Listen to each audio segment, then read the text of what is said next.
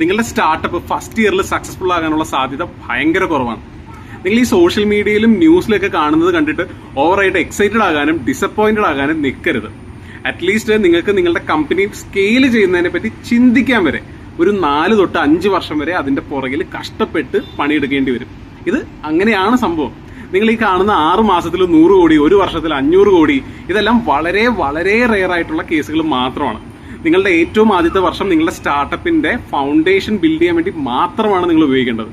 അത് ബിൽഡ് ചെയ്ത് കഴിഞ്ഞ് നിങ്ങൾ മാർക്കറ്റിലേക്ക് ചെല്ലുന്ന സമയത്ത് നിങ്ങളുടെ മാർക്കറ്റ് പുറംകാലിന് തൊഴിക്കും. എന്നിട്ട് പറയും ഇതിവിടെ നടക്കില്ലെന്ന്. ആ സമയത്ത് നിങ്ങൾ പിവറ്റ് ചെയ്യും. അത് പിവറ്റ് ചെയ്യണം, ആ സമയത്ത് ഇട്ടിട്ട് പോകരുത്. അങ്ങനെയാണെങ്കിൽ ഓൺടർപ്രണർഷിപ്പിലേക്ക് ഇറങ്ങേണ്ട കാര്യമില്ലല്ലോ. അപ്പോൾ സെക്കൻഡ് ഇയറിൽ പിവറ്റ് ചെയ്തതിന്റെ മുകളിലേക്ക് ബിൽഡ് ചെയ്യും. തേർഡ് ഇയറിൽ നിങ്ങൾക്ക് മനസ്സിലാകും നിങ്ങൾ 4th and 5th ഇയറിൽ എന്തൊക്കെ പണിയണം, എന്തൊക്കെ കാര്യങ്ങളിൽ ഫോക്കസ് ചെയ്യണം എന്നുള്ളത്. ഈ 4th ഉം 5th ഇയറിലാണ് നമ്മൾ ഈ കാണുന്ന റോക്കറ്റ് പോലത്തെ വളർച്ചയും കാര്യങ്ങളൊക്കെ സംഭവിക്കുന്നത്. ഇത് എപ്പോഴും ഇങ്ങനെ തന്നെയാണ്. ഈ ഒരു സമയം നിങ്ങൾ നിങ്ങളുടെ സ്റ്റാർട്ടപ്പിന് എന്തൊക്കെയായാലും കൊടുത്തേ പറ്റുള്ളൂ. നിങ്ങളുടെ സ്റ്റാർട്ടപ്പ് ഫസ്റ്റ് ഇയറിൽ സക്സസ്ഫുൾ ആകാനുള്ള സാധ്യത ഭയങ്കര കുറവാണ്.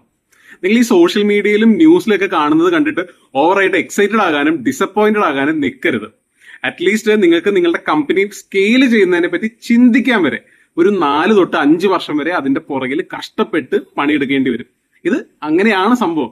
നിങ്ങൾ ഈ കാണുന്ന 6 മാസത്തിൽ 100 കോടി, ഒരു വർഷത്തിൽ 500 കോടി, ഇതെല്ലാം വളരെ വളരെ റെയർ ആയിട്ടുള്ള കേസുകൾ മാത്രമാണ്. നിങ്ങളുടെ ഏറ്റവും ആദ്യത്തെ വർഷം നിങ്ങളുടെ സ്റ്റാർട്ടപ്പിന്റെ ഫൗണ്ടേഷൻ ബിൽഡ് ചെയ്യാൻ വേണ്ടി മാത്രമാണ് നിങ്ങൾ ഉപയോഗിക്കേണ്ടത്. അത് ബിൽഡ് ചെയ്ത് കഴിഞ്ഞ് നിങ്ങൾ മാർക്കറ്റിലേക്ക് ചെല്ലുന്ന സമയത്ത് നിങ്ങളുടെ മാർക്കറ്റ് പുറംകാലിന് തൊഴിക്കും. എന്നിട്ട് പറയും ഇതിവിടെ നടക്കില്ലെന്ന്. ആ സമയത്ത് നിങ്ങൾ പിവറ്റ് ചെയ്യും. അത് പിവറ്റ് ചെയ്യണം, ആ സമയത്ത് ഇട്ടിട്ട് പോകരുത്. അങ്ങനെയാണെങ്കിൽ ഓൺടർപ്രണർഷിപ്പിലേക്ക് ഇറങ്ങേണ്ട കാര്യമില്ലല്ലോ. അപ്പോൾ സെക്കൻഡ് ഇയറിൽ പിവറ്റ് ചെയ്തതിന്റെ മുകളിലേക്ക് ബിൽഡ് ചെയ്യും. തേർഡ് ഇയറിൽ നിങ്ങൾക്ക് മനസ്സിലാകും നിങ്ങൾ 4th and 5th ഇയറിൽ എന്തൊക്കെ പണിയണം, എന്തൊക്കെ കാര്യങ്ങളിൽ ഫോക്കസ് ചെയ്യണം എന്നുള്ളത്. ഈ 4th ഉം 5th ഇയറിലാണ് നമ്മൾ ഈ കാണുന്ന റോക്കറ്റ് പോലത്തെ വളർച്ചയും കാര്യങ്ങളൊക്കെ സംഭവിക്കുന്നത്. ഇത് എപ്പോഴും ഇങ്ങനെ തന്നെയാണ്. ഈ ഒരു സമയം നിങ്ങൾ നിങ്ങളുടെ സ്റ്റാർട്ടപ്പിന് എന്തൊക്കെയായാലും കൊടുത്തേ പറ്റുള്ളൂ.